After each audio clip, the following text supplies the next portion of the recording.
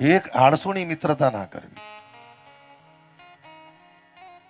અમુકને તમે જો બહુ આળસ, પાણીનો ગ્લાસ સોમવારનો પડ્યો હોય તો રવિવારે ઉઠે.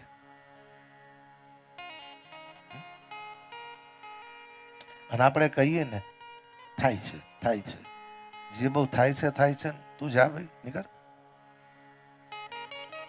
બીજું અહંકારીનો સંગ ના કરો. અને ત્રીજું, જે વાત વાતમાં બહુ જુઠ્ઠું બોલે છે ને એનો સંગ ના કરો. અને તમે એક માર્કિંગ કરજો સાહેબ, જે જીવનમાં અતિશય જુઠ્ઠું બોલે છે ને એનું પ્રારંભ એટલું ઉજળું નહીં હોય.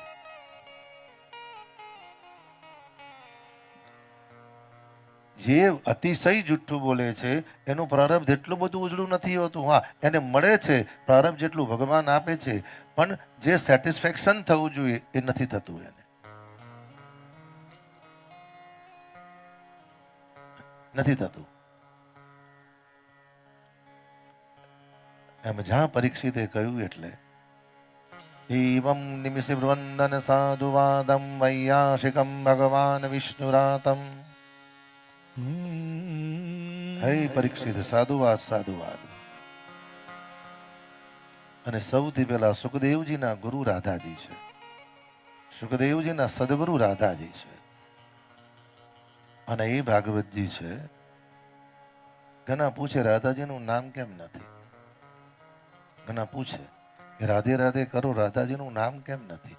વર્ષો પહેલા નિયમ એવો હતો, અખંડ સૌભાગ્યવતી યાને પરણેલી સ્ત્રી કોઈ પણ દિવસ એના પતિનું નામ નથી બોલતી. ખ્યાલ આવ્યો?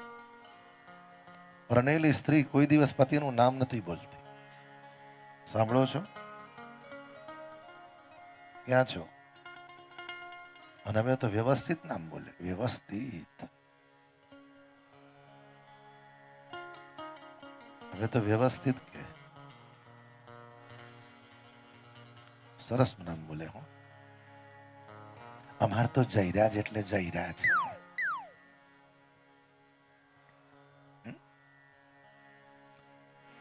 રાધાજી પ્રભુને પરિણમ્યા છે.